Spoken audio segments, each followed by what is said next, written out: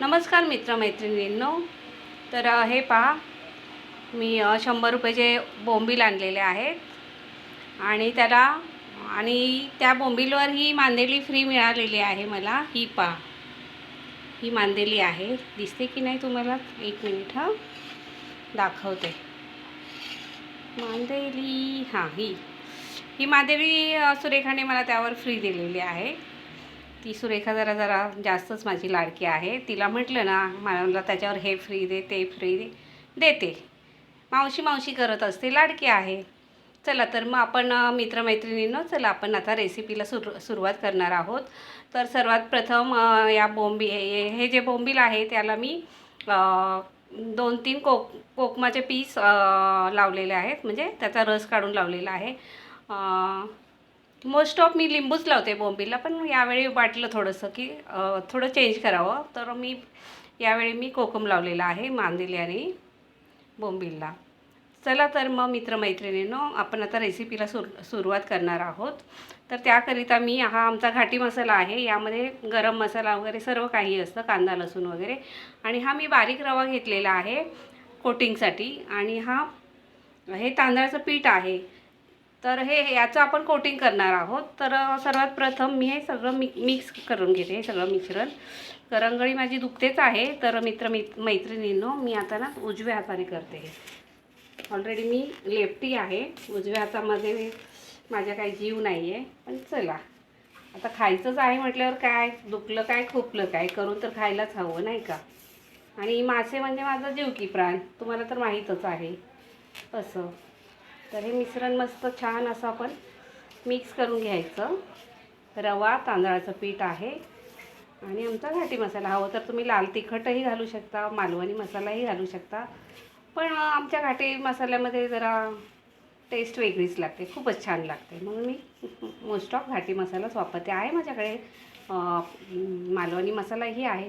हवं तर मी थोडासा घालते, त्यामध्ये कलर येण्याकरिता.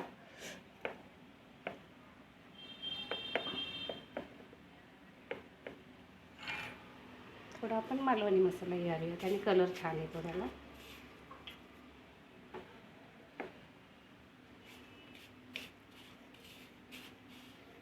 लिंबलोनी उतरू कशी, अससी दूर लांब तू, विशाल माझा लाडका, थांब जरा बाळ थांब तू.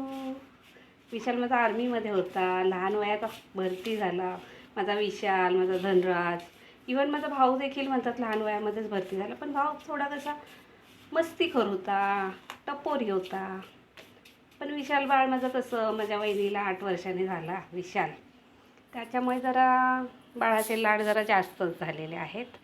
आणि पाहिलं ना तुम्ही माझ्या विशालला, कशी कश्मीर की कली आहे हो. अरे, काश्मीरला गेलेली वहिनी असतानाच माझा विशाल वहिनीच्या पोटात राहिलेला आहे. त्याच्यामुळे एवढा तो क्यूट आहे. मला खूप आवडतं माझं बाळ. किती छान दिसतं, नाही का? चला तर मग आता आपण बोंबील टाकणार आहोत फ्राय करायला.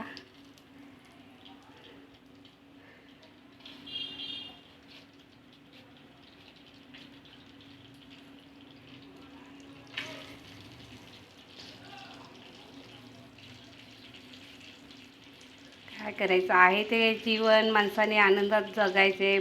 मित्रमैत्रिणींनो, भरपूर स्ट्रगल केलेलं आहे. अगदी वयाच्या 28व्या वर्षापासून माझ्या लाईफमध्ये म्हणजे दुःख आलेलं आहे. पण त्या दुःखातून देखील मार्ग काढत मी आज इथपर्यंत पोचलेले आहे. मित्रमैत्रिणींनो, मध्यंतरीच्या काळात जरा मी म्हणजे फारच आजारी होते. कधी असं असतं, काही गोष्टी आपण, सर्वच गोष्टी आपण शेअर करू शकत नाही, सांगू शकत नाही. तर असतं, समाज आहे तो हवा तो अर्थ घेतो, नाही का? तर आता प्रत्येक गोष्टीचा जर आपण प्रत्येकाचा जर विचार करत राहिलो तर जगणं मुश्किल होईल आपलं, नाही का?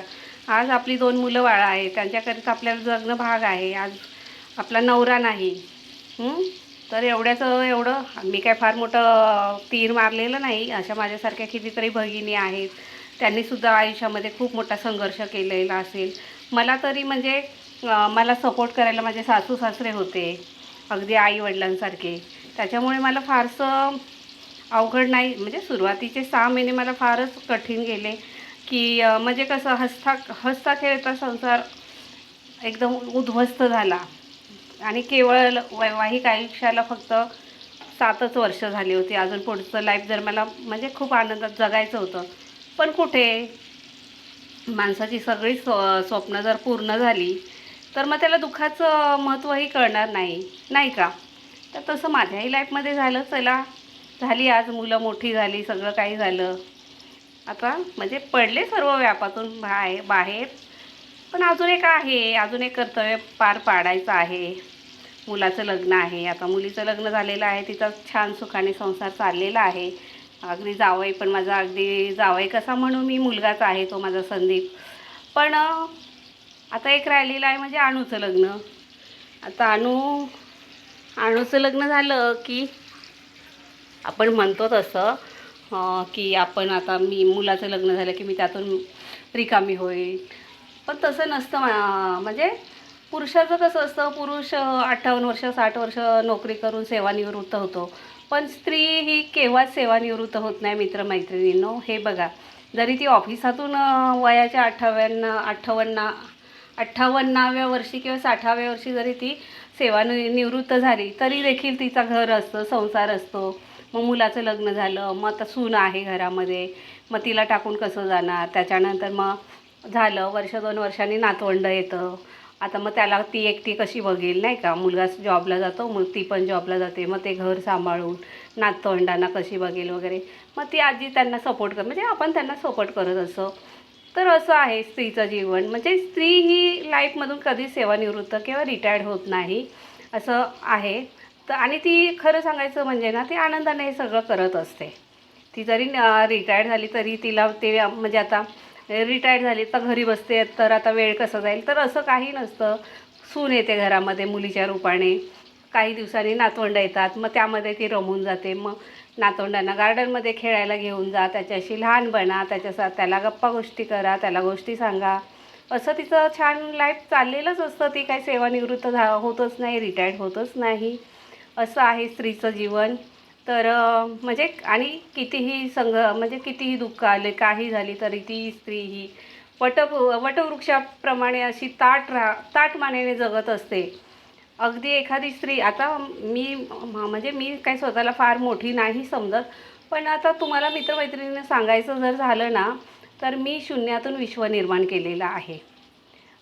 शून्यातून विश्व निर्माण केलेलं आहे म्हणजे तुम्हाला सांगायचं म्हणजे माझ्या सासू सासऱ्यांच्या प्रॉपर्टीचं मला काहीही मिळालेलं नाही. हां, तुम्ही प्रॉपर्टीला काय घेऊन बसता हो? माझ्या सासू सासऱ्यांनी मला एवढा भरभरून आशीर्वाद दिला आहे ना, त्या आशीर्वादाच्या जोरावर काय मला नाही माहीत, पण अगदी मला जे हवं ते मिळालेलं आहे मित्रमैत्रिणींना. अगदी सोन्यासारखी माझी 2 मुलं आहेत, माझा नातू आहे, माझा जावई आहे सोन्यासारखा. परत तुम्हाला सांगते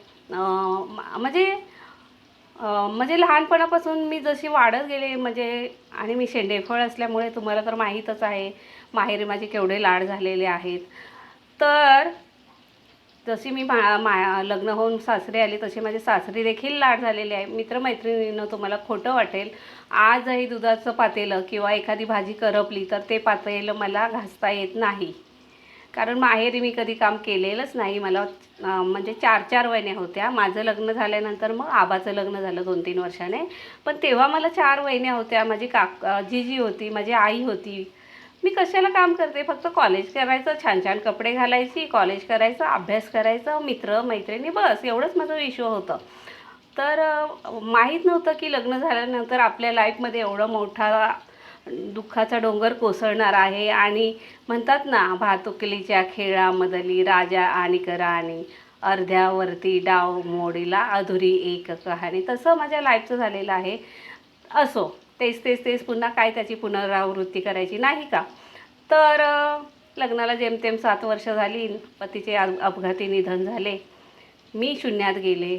6 महिने मी त्या शून्यातून बाहेर आली नव्हती, कारण माझ्यापुढे प्रश्न आणि प्रश्नच होते मैत्रिणींनो. त्यातून मग माझ्या सासू सासऱ्यांनी मला खूप सपोर्ट केला. अगदी आईसारखी ते त्या दिवशी माझ्या आईंचा म्हणजे माझ्या सासूबाईंचा स्मृतिदिन झाला. तर त्या व्हिडिओमध्ये मी सगळं सांगितलेलंच आहे, आमच्या आई कशा होत्या, काय होत्या. तर ठीक आहे. 6 महिन्यानंतर मी जॉब करू लागले आणि जॉब करणं देखील मला कठीण गेलं नाही, कारण मुलांची काळजी घ्यायला माझे सासू सासरे होते. त्याच्यानंतर घरी आलं तर आई हातामध्ये आयता कप द्यायचा चहाचा. त्याच्यानंतर जेवण देखील तयार असायचं मित्रमैत्रिणींना. अशी मी फार लाडात वाढलेली आहे. तर असं माझं म्हणजे सासरे असेपर्यंत मला वाटतं 2007पर्यंत माझं आयुष्य अगदी त्यांच्या सावलीखाली अगदी खूप छान चाललेलं होतं. पण 2007मध्ये माझ्या सासऱ्यांचं निधन झालं. त्याच्यानंतर मग सासऱ्यांची पेन्शन आईंच्या नावावर झाली. मग सासरे होते तेव्हा पैशाचा सपोर्ट होता, पण जेव्हा सासूबाईंच्या नावावर पेन्शन झाली तेव्हा सासूबाई म्हणाल्या, एकदा असंच म्हटलं, आई जरा दुधाचा खर्च, तेव्हा मुलांची शिक्षणं वगैरे होती, फीस असायच्या, हे ते असायचं आणि तेव्हा पगारही फारसा नव्हता. तर तेव्हा आईंना म्हटलं, आई जरा तुम्ही दूध किंवा भाजीचा खर्च जरा कराल का? तर आई म्हणाले, ए बाई मला काही सांगू नको, माझी पेन्शन मलाच पुरत नाही, तुझं तू बघून घे. ठीक आहे म्हटलं, असू दे. आता माझे मिस्टर असते आणि माझ्या सासूबाईंना जर पेन्शन नसती तर माझ्या मिस्टरांनी आईला सांभाळलंच नसतं का? आता बघा, माझे 5 भाऊ, म्हणजे आम्ही 7 भावंडं, तर माझे 5 भाऊ, माझ्या आईबाबांना काय पेन्शन होती का? पण त्यांचं लाईफ गेलंच ना सुखामध्ये. अगदी फुलासारखी जपली ना माझ्या भावंडांनी माझ्या आईला, बाबांना. तर तसं मी विचार केला आणि म्हटलं जाऊ दे, करू दे त्यांना एन्जॉय. म्हणजे माझ्या सासऱ्यांनी त्यांच्याकडे कधी पैसे दिले नाहीत, कारण माझ्या सासूबाईंना व्यवहार ज्ञान नव्हतं मित्रमैत्रिणींना. तर त्यामुळे सगळा कारण कसं असायचं माहिती आहे, 29 गव्हर्नमेंट सर्वंटचा पगार 29, 30 किंवा फार तर 1 तारखेला होतो. मोस्ट ऑफ 30-31लाच होतो. तर तेव्हा 30-31ला पेमेंट झालं की माझे सासरे सासूबाईंच्या हातामध्ये पेमेंट द्यायचे. मग माझ्या सासूबाई हे भर रेशनिंग तांदूळ आण, अमकान तमकान. अगदी 4 ते 5 तारखेपर्यंत सासऱ्यांचा पगार पुरायचा आणि माझ्या मिस्टरांचा पगार. त्याच्यानंतर 5-6 तारखेपासून ते 28-29 तारखेपर्यंत ह्याच्याकडून घे, त्याच्याकडून घे, बाबांनी फंडातले पैसे आणा, इकडून आणा, तिकडून आणा, असं. म्हणजे तेव्हा पगारही तुटपुंजे होते. तर सांगण्याचं तात्पर्य माझं असं आहे की माझ्या सासूबाईंना व्यवहार ज्ञान नसल्यामुळे मग असं म्हणजे त्यांची उधळपट्टी तर नाही म्हणता येणार, ते घरामध्येच मुलाबाळांसाठी आणत होत्या. पण कसं करावं, काय करावं हे ज्ञान त्यांना नव्हतं. तर मग त्याच्यानंतर मग सासरे स्वतःच म्हणजे त्यांना भाजीला 10 रुपये, 20 रुपये, तेव्हा 10 रुपयेमध्ये 4-5 म्हणजे आज जे आपण 500 रुपयेमध्ये आठवडाभराच्या भाज्या आणतो त्या 10 रुपयेमध्ये यायच्या. तर 10-20 रुपये माझे सासरे मोजून द्यायच्या त्यांना. पण माझ्या सासूबाई काय कमीच्या, 150 रुपयाची सुरमई आणली, 200 रुपयाचा हलवाच आणला, 100 रुपयाचा पापलेटच आणलं. म्हणजे हिच्याकडून घे, तिच्याकडून. म्हणजे माझे सासरे जरी त्यांना देत नव्हते तरी फंडातले पैसे काढ, या मैत्रिणीकडून घे, त्या मैत्रिणीकडून घे, असं त्यांनी लोन जवळजवळ 10-12 हजार केलं त्यावेळी, म्हणजे 95-96 साली. आणि मग सासऱ्यांनी जरा जास्तच बडबड केली, तुला काय कळत नाही, असं नाही, रोजच्या रोज पैसे देऊन देखील तू असं कर्ज करते. मग तेव्हा मग जरा झाली दोघांची. मग आई रडायला लागल्या. मग माझ्या मिस्टरांना थोडं वाईट वाटलं. माझ्या मिस्टरांनी सोसायटी काढली आणि आईचं कर्ज भागवलं आणि सांगितलं, आई आता नको करत जाऊ तू कर्ज. आणि मग त्याच्यानंतर माझ्या धीराकडे खर्च दिला सगळा. मग तो चालवू लागला सगळा खर्च, धीर माझा. मग आता जाऊ दे, आता पुढे काय सांगू, खूप मोठं रामायण आहे. म्हणतात ना, झाकली मूठ लाखाची, तसं तो प्रकार झालेला आहे. ते सांगेन मी केव्हा तरी तुम्हाला. तर असं आहे, म्हणजे संघर्षावरून म्हणजे एखादी स्त्री शून्यातून विश्व कसं, आणि शून्यातून विश्व कसं निर्माण करते. तर माझ्या सासऱ्यांची काहीही मुंबईमध्ये काहीही प्रॉपर्टी नव्हती. कोणाकोणाचं अक्षरशः म्हणजे झोपडं तरी होतं, कोणाचं काय होतं, 1 रूम किचन होता. पण माझ्या सासू सासऱ्यांनी काही करून ठेवलेलं नाही. मुलाबाळांना फक्त त्यांनी भरपूर खाऊ पिऊ घातलं असं. तर त्याच्यानंतर मी जॉबला लागले आणि 3,000 जेव्हा मी पेमेंट घेत होते तेव्हा मी 2,500 घरामध्ये देऊन 500 रुपये मला स्वतःला खर्चाला ठेवत होते. आणि मला जी फॅमिली पेन्शन मिळत होती 300 रुपये, त्याच्यामध्ये मी माझ्या मुलांचा शिक्षणाचा खर्च वगैरे भागवत होते. तर असं मित्रमैत्रिणी 2007मध्ये माझ्या सासऱ्यांचं निधन झालं आणि त्याच्यानंतर सर्व जबाबदारी माझ्यावर येऊन पडली. म्हणजे माझी 2 मुलं, त्यांचे शिक्षण, सासू, माझा दीर, माझ्या दीराची मुलगी, असं सगळं कुटुंब मी सांभाळलं. आणि मी तेव्हा विचार नाही केला मित्रमैत्रिणीनं, का नाही केला. मी म्हटलं ह्या सासू सासऱ्यांनी आपल्या मुलांना एवढं सांभाळलं, ते सांभाळत होते म्हणून मी बिनधास्तपणे जॉब करत होते, बरोबर. तर त्या सासू सासऱ्यांना खाण्यापिण्याला मी कशाला कमी करू. आठवड्यातून 3दा नॉनव्हेज असतं आमच्या घरी, बुधवार शुक्रवार रविवार.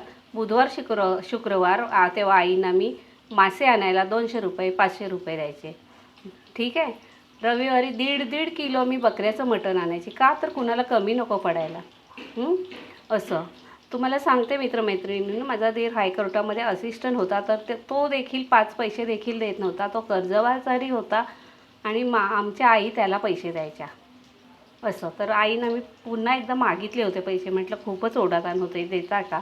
तर म्हणे बाई माझ्या मागे खूप व्याप आहे, तू मला काही सांगू नकोस. ठीक आहे. असं करेपर्यंत माझी सर्विस संपत आली. आता मला रिटायरमेंटला 2 वर्ष राहिली. तेव्हा मी ॲडव्हान्सच्या टेबलला होते आणि तिथे मी GR वाचला होता की रिटायरमेंटला 6 वर्ष शिल्लक असतानाच तुम्हाला कोणत्याही बँकेचं लोन किंवा होम लोन तुम्हाला मिळू शकतं. हा GR मी जेव्हा त्या टेबलला वाचला तेव्हा म्हटलं अरे बापरे, आता काहीही करून आपल्याला घर हे घ्यायला, शासनाने जर उद्या आपल्याला बाहेर, मी गव्हर्नमेंट क्वार्टर्समध्ये राहते, शासनाने जर उद्या आपल्याला बाहेर काढलं तर आपण राहायचं कुठे या 2 मुलांना घेऊन. आणि तेव्हा मग मी विचार केला, म्हटलं नाही आता काहीही करून आपल्याला घर घ्यायलाच हवं. आणि तेव्हा माझा अनु हातातोंडाशी आलेलाच होता. त्याची थोडीफार मदत घेऊन दागिने मोडून 3.5 लाखाचे दागिने विकले. दागिनेही फारसे नव्हते, 3.5 लाखाचे दागिने विकले आणि अनुने थोडीफार मदत केली. मग ते डाऊन पेमेंट केलं, 22 लाखाचं HDFCचं लोन घेतलं आणि अशा प्रकारे मी 1 BHK बदलापूरला घेतला. तर अशा गोष्टी आहेत मित्रमैत्रिणींनो, काय तुम्हाला सांगू. म्हणजे स्त्री ही काय करते, एखादी स्त्री जी असते ती शून्यातून विश्व निर्माण करते, आपल्या घरातली माणसं जपते, त्या माणसांचं प्रेम तिला मिळतं. भले त्यांची प्रॉपर्टी त्यांना नाही मिळेल, सासूचे तिला दागिने नाही मिळाले, सासूचे दागिने नाही मिळाले, सासऱ्याच्या रिटायरमेंटचा पैसा तिला नाही मिळाला, पण त्यांनी भरभरून जो आशीर्वाद दिला आहे तो इतका मला, म्हणजे तर मी काय सांगू, ती माझी प्रॉपर्टीच आहे. म्हणजे असं की आज पैशाच्या रूपाने त्यांनी जरी मला मदत नाही केली, पण त्यांनी मला खूप प्रेम दिलेलं आहे, खूप आशीर्वाद दिलेला आहे. आणि तुम्हाला सांगते मित्रमैत्रिणींनो, माझ्या सासू सासऱ्याच्या आई वडिलांच्या आशीर्वादाने आज मी खूप सुखी आहे. आज माझा कसा का असेना, बदलापूरला पण 1 BHK फ्लॅट आहे. माझा दोन्ही मुलं वेल एज्युकेटेड आहेत, ती त्यांच्या पायावर उभी आहेत, चांगल्या प्रकारची त्यांना नोकरी आहे. मध्यंतरीचा काळ म्हणजे 2013 ते 2023पर्यंत आले छोटे मोठे माझे प्रसंग, अगदी म्हणजे असा आत्महत्या करावी असं माझ्यावर प्रसंग आलेले आहेत. ते सांगेनच मी तुम्हाला नंतर, काय लपवणार आहे त्यापासून. तर त्यातून देखील मला परमेश्वराने, माझ्या तथागताने तारलेले आहे. आणि त्यातूनसुद्धा तर मी आता सांगते इथून पुढे असं, म्हणजे बरेच जणांना वाटतं आता हिची नाटकं सुरू झाली, आता ही व्हिडिओ काढेल, आता ही अशी करेल, आता ही शॉपिंग करेल आणि ही पुन्हा डिप्रेशनमध्ये जाईल. तर तसं नाही मित्रमैत्रिणी. एक वाईट काळ असतो, तो वाईट काळ माझा संपलेला आहे. आणि बस आता इथून पुढे फक्त पॉझिटिव्हिटी अँड पॉझिटिव्हिटी. जो तुम्ही विचार कराल तेच घडतं. गौतम बुद्धांनी देखील तेच सांगितलेलं आहे. जो तुम्ही विचार कराल, जसा म्हणजे तुम्ही चांगले विचार केले तर तुमचं चांगलंच होणार. आणि जर तुम्ही वाईट विचार केलं, देवा माझं असंच झालं, माझं तसंच झालं, माझं नशीबच असं तुम्ही नशिबाला जर दोष देत राहाल तर तुमची केव्हाही प्रगती होणार नाही. येईल त्याला सामर्थ्य, येईल त्याला धैर्याने तोंड द्या, पुढे जा. आणि परमेश्वर कष्ट करणाऱ्या माणसाला कधीही कष्ट करणाऱ्या आणि प्रामाणिक माणसाच्या पाठीमागे असतोच असतो. आज माझ्या पाठीशी माझा तथागत आहे. कारण तथागताचा अर्थच असा आहे, तथ्य अधिक गत. तथ्य अधिक गत म्हणजे तथागत. म्हणजे तथागताला खोटं अजिबात आवडायचं नाही. जर तुम्ही सत्याने वागाल, सत्याने सर्व कराल, कष्टाने कराल तर यश हे तुमचंच आहे. तुम्हाला असं मी म्हणजे खूप बोलते असं वाटत असेल तर सॉरी, पण हे माझ्या मनातल्या व्यथा मला तुम्हाला सांगायच्याच होत्या. आणि माझ्या चॅनेलचं नाव तर आहेच, मंगलाज रेसिपीज अँड स्टोरीज. तर आपले बोंबील आय थिंक भाजलेले आहेत, ते आता आपण पलटी करूया. तर मित्रमैत्रिणींनो, अशी आहे माझी बोंबील आणि मांदेलीची रेसिपी. ही आता आपण मांदेली पण फ्राय करणार आहोत. खूप छान मांदेली दिलेले आहे मला सुरेखाने, फ्री दिलेली आहे. तर खायचं आणि मस्त त्याचा एन्जॉय घ्यायचा, म्हणजे त्याची मजा घ्यायची.